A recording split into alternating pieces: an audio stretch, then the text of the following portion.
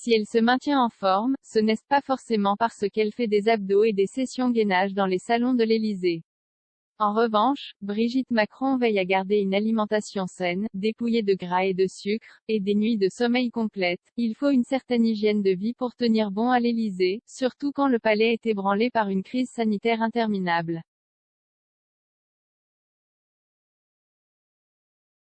Installée au 55 rue du Faubourg Saint-Honoré depuis bientôt 5 ans, Brigitte Macron reste un soutien de taille pour son président de Marie.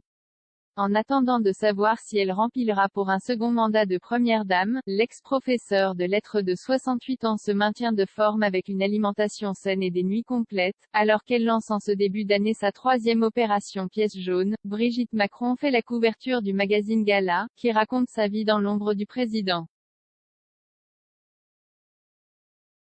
L'édition du 13 janvier 2022 détaille alors le régime de marathonienne de la première dame, à base de beaucoup de poissons, de légumes, de fruits. Mais il n'est pas que l'alimentation qui compte. Cette mère et grand-mère attentionnée aime également se coucher tôt, avec extinction des feux vers 22 heures, après le dîner avec son président de Marie. La lumière bleutée du smartphone de ce dernier, alors qu'il cède à des échanges tardifs avec ses conseillers, l'a fait d'ailleurs rouspéter, précise le magazine.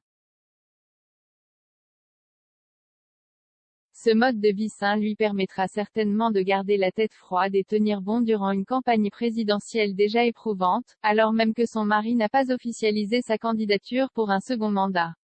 Après avoir déjà essuyé les douloureuses rumeurs sur l'homosexualité de son mari, voilà que Brigitte Macron fait à son tour l'objet de vives attaques.